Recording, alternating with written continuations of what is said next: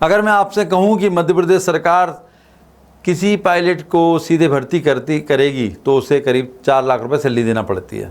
ये नोटिफिकेशन है इसका बाका सरकार का।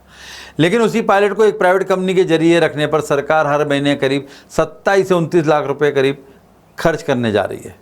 तो क्या आप यकीन करेंगे? मैं उसी सरकार की बात कर रहा हूँ जो संविदा और अतिथि शिक्षकों की मांगें पूरी नहीं कर पा रही, खाली पदों को भी नहीं भर पा रही, कई योजनाओं की राशि पर भी हो रहा है।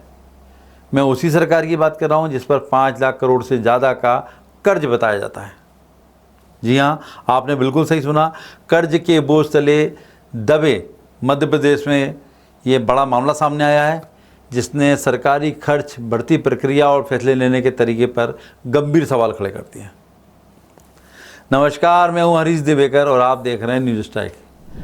दास सूत्र की पड़ताल में ऐसे दस्तावेज और खुलासे हुए हैं जो रोजगार का इंतजार कर रहे युवाओं के लिए किसी सदमे से कम नहीं है।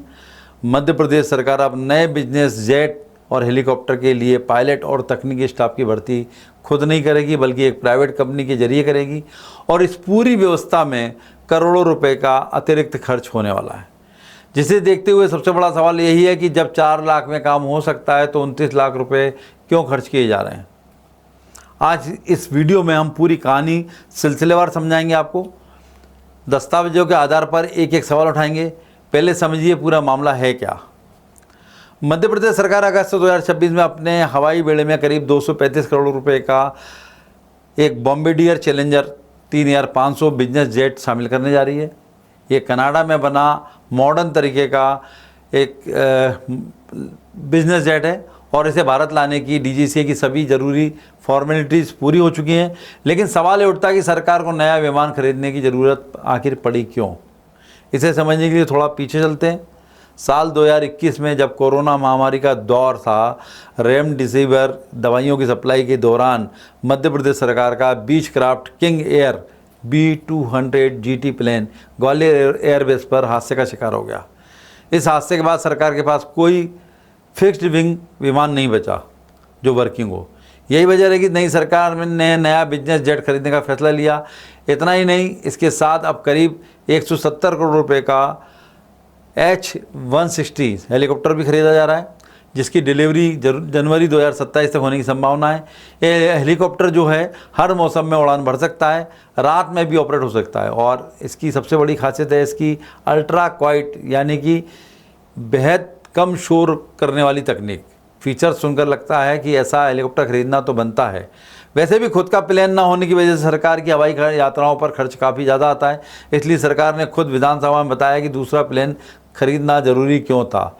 सरकारी प्लेन नहीं होने की वजह से मुख्यमंत्री और दूसरे VVIP दौरे लगातार चार्टर विमान और हेलीकॉप्टर से कराए जाते रहे, जिसकी वजह से जनवरी 2021 से नवंबर 2025 तक चार्टर प्लेन और हेलीकॉप्टर पर करीब 290 करोड़ रुपए खर्च किए गए। यानी मुख्यमंत्री मोहन यादव के कार्यकाल में औसतन 21 लाख रुपए पर डे प्रतिदिन चार्टर प्लेन और एक हेलीकॉप्टर पर खर्च हो रहे हैं। यही खर्च कम करने के लिए नया बिजनेस जेट खरीदा गया। यहाँ तक तो सब ठीक ठाक लगता है, लेकिन असली कहानी यहाँ से शुरू होती है। इस प्लेन को खरीदने की पूरी प्रोसेस करीब 2 साल पहले शुरू हुई। सबसे पहले टेक्सट्रॉन कंपनी ने लगभग 145 करोड़ रुपए का प्रपोजल दिया।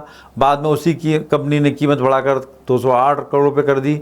इसके बाद पूरी प्रक्रिया रद्द कर दी गई। फिर 10 जुलाई 2024 को मुख्यमंत्री की अध्यक्षता वाली कैबिनेट ने बॉम्बार्डियर चैलेंजर 3500 खरीदने की मंजूरी दी।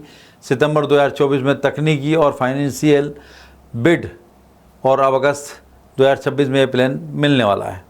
17 मार्च 2025 विमानन विभाग की बैठक में निर्देश दिए गए कि नए विमान के संचालन की सारी तैयारियां पूरी कर ली जाएं। मैं बात कर रहा हूँ 17 मार्च 2025 की, 1 साल पहले की। तब ये मुख्य सचिव ने निर्देश दिए सारी तैयारी कर ली जाए। इसके बाद कई महीने तक कोई कार्रवाई नहीं। यहाँ बहुत खास बात ध्यान रखिए, इस निर्देश के बाद कोई कार्रवाई नहीं की गई। अब जब विमान की डिलीवरी करीब आ गई तो विभाग ने अचानक पायलटों की और तकनीकी कर्मचारियों की भर्ती का टेंडर जारी कर दिया। विभाग भूल गया भर्ती करना, लेकिन भर्ती विभाग खुद नहीं कर रहा। सरकार ने यह जिम्मेदारी एक प्राइवेट आउटसोर्स एजेंसी को देने का फैसला लिया। यह फैसला ही सारे बखड़े की जड़ है जो कई सवाल उठा रहा है। याद रखिए, ये सवाल सरकार से सबसे पहले दास सूत्र ने उठाए ताकि प्रदेश के टैक्स पेयर और आम मतदाता की पाई पाई का हिसाब हो सके। इसलिए आप गौर से एक एक सवाल को सुनिए, समझिए और बताइए कि क्या ये सवाल पूछना गलत है, और अगर आपको लगता है कि कुछ और भी सवाल पूछे जाने चाहिए तो हमें ज़रूर बताइए। सबसे पहले बात करेंगे सवाल नंबर 1 की। जब अपने पायलट हैं तो नई भर्ती क्यों? विमानन विभाग में पहले से 3 पायलट मौजूद हैं। इनमें से 2 पायलट पर विभागीय जांच चल रही है। सूत्रों के मुताबिक जो है जांच पूरी हो चुकी है और लगभग उन्हें क्लीन चिट मिल चुकी है, लेकिन अंतिम फैसला नहीं हो पा रहा, फाइल को दबा के रखा गया है। ऐसा आरोप लग रहा है कि किसी कारण से, किसी दूसरे वजह से फाइल को दबा के रखा गया है। दोनों पायलटों को क्लीन चिट मिल गई है। पायलट वही हैं, इसमें माजिद अख्तर और शिव जायसवाल, जो ग्वालियर में रेमडेसिविर दवा लेके गए थे और ग्वालियर में हादसा हो गया था। दूसरी तरफ नया प्लेन देने वाली कंपनी खुद 1 साल तक सीनियर पायलट उपलब्ध कराने वाली है। हेलीकॉप्टर के लिए भी 2 पायलट पहले से मौजूद हैं। फिर भी हेलीकॉप्टर बनाने वाली कंपनी भी 1 साल तक अपने पायलट उपलब्ध कराएगी। यानी पिछले कई सालों से विभाग 2 पायलटों के सारे ही काम चला रहा था। फिर अचानक इतनी महंगी आउटसोर्स भर्ती की ज़रूरत क्यों पड़ गई? अब बात करते हैं सवाल नंबर 2 की। क्या भर्ती नियमों का पालन हुआ? विमानन नियुक्ति नियम 2003 क्या कहते हैं? इन नियमों के मुताबिक नई नियुक्ति केवल 2 तरीके से हो सकती है। पहला तरीका है प्रतिनियुक्ति का और दूसरा तरीका है ओपन कंपटीशन के आधार पर संविदा नियुक्ति, परमानेंट नहीं, संविदा नियुक्ति। ध्यान रखिएगा, कॉन्ट्रेक्चुअल पोस्टिंग की बात चल रही है। लेकिन दस्तावेज बताते हैं कि इस भर्ती में इन दोनों प्रक्रियाओं का पालन नहीं किया गया। अगर ऐसा है तो फिर भर्ती आखिर किस नियम के तहत की जा रही है? यह महत्वपूर्ण बात है कि अफसर कहते हैं कि हम भर्ती कर ही रहे हैं, हम आउटसोर्स को दे रहे हैं। भैया तो भर्ती नियम में लिखा हुआ है कॉन्ट्रेक्चुअल देने के लिए, बात घुमाई जा रही है। चलिए अब सवाल नंबर 3 की बात करते हैं। ठेका आखिर उसी कंपनी को क्यों मिला? ये बड़ा सवाल है। आउटसोर्स भर्ती के टेंडर में केवल 3 कंपनियों ने हिस्से लिया था। एक बाहर हो गई, 2 कंपनियाँ बची। पहली aircraft sales and chartered private limited और दूसरी इंडिया फ्लाईसेफ एविएशन लिमिटेड, जिसमें से टेंडर मिला aircraft sales and chartered private limited को। यही कंपनी पिछले लगभग 6 साल से मध्य प्रदेश सरकार को चार्टर प्लेन और हेलीकॉप्टर उपलब्ध कराती रही है। अब सवाल है कि क्या ये महज इत्तेफाक है या फिर इसके पीछे कोई और कहानी? क्योंकि दोनों कंपनियों में L1 जो है एयरक्राफ्ट आई है और इसके पास सारे रेट, मतलब चीफ पायलट से लेके और डिस्पैचर, को पायलट, सबके रेट, चाहे प्लेन की बात करें हेलीकॉप्टर की, सबके रेटों में थोड़ा सा अंतर है और सब में ये L1 कम रेट है, दूसरी कंपनी के सब में ज़्यादा है। ऐसा कोई होता नहीं है, लेकिन इसे इत्तेफाक कह सकते हैं। इसके पीछे कोई कहानी है तो पता पड़ेगा आने वाले समय में। सवाल नंबर 4, आखिर 7 से 10 गुना ज़्यादा भुगतान क्यों? अब बात करते हैं पूरे विवाद के सबसे बड़े हिस्से की। आंकड़े आप खुद देखिए। सरकारी व्यवस्था में पायलट इन कमांड की सैलरी लगभग 4 लाख रुपए प्रति माह सरकार ने नोटिफिकेशन निकाला हुआ है, इसी पे भर्ती होगी। लेकिन आउटसोर्स कंपनी को इसी पद के लिए 21,96,153 रुपये दी जाएंगे। यही कहानी ख़त्म नहीं होती।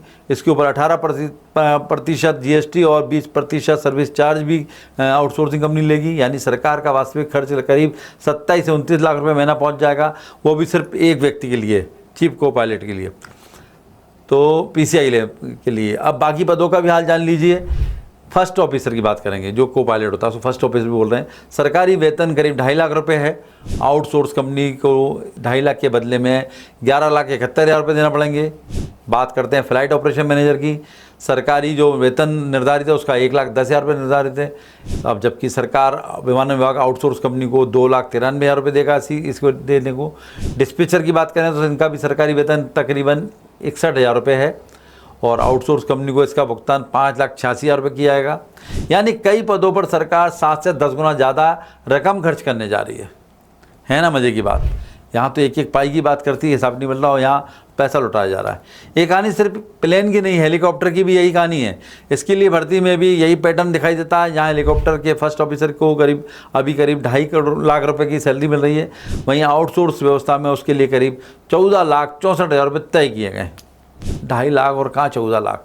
दूसरे फर्स्ट ऑफिसर के लिए करीब 11,71,000 रुपये का भुगतान तय किया गया है। इतना ही नहीं, हेलीकॉप्टर के लिए डिस्पैचर की भर्ती भी प्रस्तावित है। यहाँ देखिए ये बड़ा कमाल। जबकि एविएशन इंडस्ट्री से जुड़े कई विशेषज्ञों का दावा है कि हेलीकॉप्टर संचालन में इस पद की कोई ज़रूरत ही नहीं होती, ऐसा पद ही नहीं है पूरे देश में।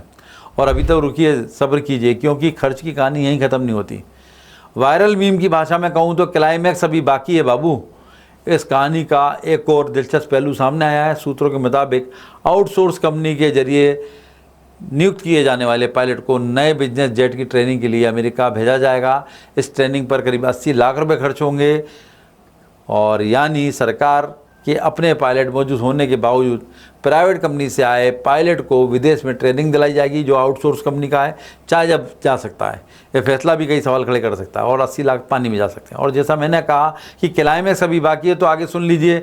टेंडर दस्तावेज बताते हैं कि कॉन्ट्रैक्ट शुरुआती तौर पर 3 साल के लिए माफ़ कीजिएगा 3 साल के लिए होगा। अगर सब कुछ ठीक रहा तो इसे एक साल 2 चरणों में बढ़ाया जा सके, यानी कुल 5 साल।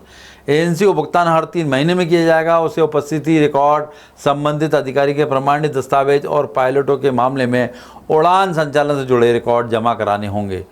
सबसे खास बात यह है कि हर 2 साल बाद कॉन्ट्रैक्ट की रकम में 4% प्रति वर्ष की दर से इजाफा भी होगा, यानी समय के साथ भुगतान और बढ़ता जाएगा। ऐसा नहीं है कि हमने इस पूरे मामले को खुलासा सीधे स्क्रीन पर कर दिया। इस मामले में हमने सरकार से भी सवाल किए। वो सारे सवाल जो मैं आपके सामने यहाँ पेश किए, मैंने आपको पढ़ के सुनाए। बढ़ती नियमों का पालन क्यों नहीं हुआ, निजी कंपनी का चयन कैसे हुआ, सरकारी वेतन से गुना ज़्यादा भुगतान किस आधार पर किया गया, क्या मापदंड रहे, और अमेरिका में ट्रेनिंग की ज़रूरत क्यों पड़ी, सरकारी खजाने से ट्रेनिंग क्यों दी जा रही है, ट्रेंड पायलट क्यों नहीं लिया गया। इन सारे सवालों के जवाब में अपर मुख्य सचिव विमानन विभाग के संजय शुक्ला ने सिर्फ इतना कहा कि आपने मामला हमारे संज्ञान में लाया है, हम दिखवाते हैं। गजब है, उनके पास कोई जवाब नहीं था। तो हम इस इंतजार में है कि इस मामले की जानकारी के बाद विमानन विभाग क्या जवाब देता है और क्या कार्रवाई करता है। तब तक आप हमें ज़रूर बताइए कि क्या कर्जे में डूबे होने के बावजूद प्रदेश सरकार को अपनी हवाई यात्रा पर इतना खर्च करना चाहिए, और क्या आपको लगता है कि अपना हवाई स्टाफ होने के बावजूद सरकार को दूसरे और महंगे पायलट रखना चाहिए, और यदि रखना भी तो सीधी भर्ती क्यों नहीं की? आप इतने समय तक इंतजार क्यों करते रहे? सीधी भर्ती में भी संविदा पे कर सकते थे। जो सरकार का नोटिफिकेशन है 4 लाख पायलट इन कमांड, और को पायलट को जो फर्स्ट ऑफिसर्स को बोल रहे हैं 2.5 लाख में आ सकता था, डिस्पैचर वाला 61,000 में आ सकता था। जब जो पूरा काम 7-8 लाख में हो सकता था, उसको कहाँ 45-48 लाख में ले आ रहे हैं? समझ से बाहर है। क्या इसके पीछे गणित है अफसरों का, क्या सोची समझी रणनीति है साजिश है, ये तो समय बताएगा। और इस मामले की अगर जांच होती है, सबसे बड़ी बात है मुख्यमंत्री तक को इस मामले में कोई जानकारी दी नहीं गई, उनको भी धोखे में रखा गया है। देखते हैं, दासूत्र ने मामला उठाया है, मुख्यमंत्री इस पर कब तक संज्ञान लेते हैं। नमस्कार। इसी मुद्दे से जुड़ा हुआ हमारा आज का सवाल है, क्या मध्य प्रदेश के सरकारी विभागों में आउटसोर्स भर्ती पर समीक्षा जरूरी है?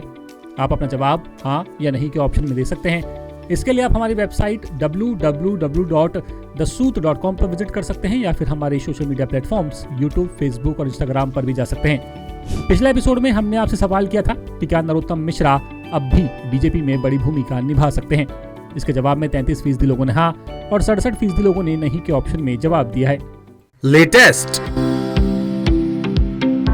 इन्वेस्टिगेटिव और इन डेप्थ खबरें देखने के लिए ज्वाइन कीजिए दासूत्र का व्हाट्सएप चैनल, सब्सक्राइब कीजिए यूट्यूब चैनल, लाइक कीजिए फेसबुक पेज और पढ़ते रहिए www.dasut.com।